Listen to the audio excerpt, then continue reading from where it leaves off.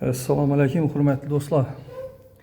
Bugun 6-mikrorayonda bize 3 komni kvartira ijaraga beriladi. Girganimizda yana o'ng tarafimizda shuning ulli bir hol o'tiradigan yerda choy ichib o'tiradigan yer. Bu yerda yana gaz plitalar qo'yilgan. Bu yerda yana kolobkasi bor. Hamma sharoitlari tayyor. Doğru girib yashaydigan. Холодильник, Wi-Fi, даже Wi-Fi adam var ekan. Konditsionerlari bor. Joyimizdan beri pol, ayakta. Kirpichning domda yo'lning ustida 6-mikrorayonda. Do'stlar, yo'lning ustida. Bunda spalnisi. Kichkina spalnisi bor. Shuning ko'rinishda spalnalari. Eski spalnisi bu. Bu yerda yana gostinisi. Gostinisi ham shuning ulli keng mo'l. Balkonni ochib berganlardan beri keng yetib ko'ribdilar. Yana do'stlar, shuning ko'rinishda. Gostinisi ham.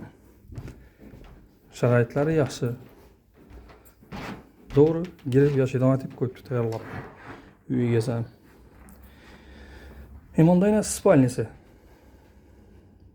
Spalnisi. Joyimiz, kvartiramız 4-chi etajda 3 xonalı. Sanuzeli отдельный. Sanuzeli bilan отдельный аккуратный. Kirmasalari bor. Tualet ham. Shunday ko'rinishda аккуратный. Puluna kelsak mana do'stlar. Puluni 3,5 milyon deb turibdi. İjaraya beriladi.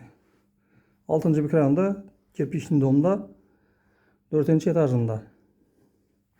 Kimlardir qiziqtirgan bo'lsa do'stlar, ekranlarda nomerlarimizni qo'yamiz.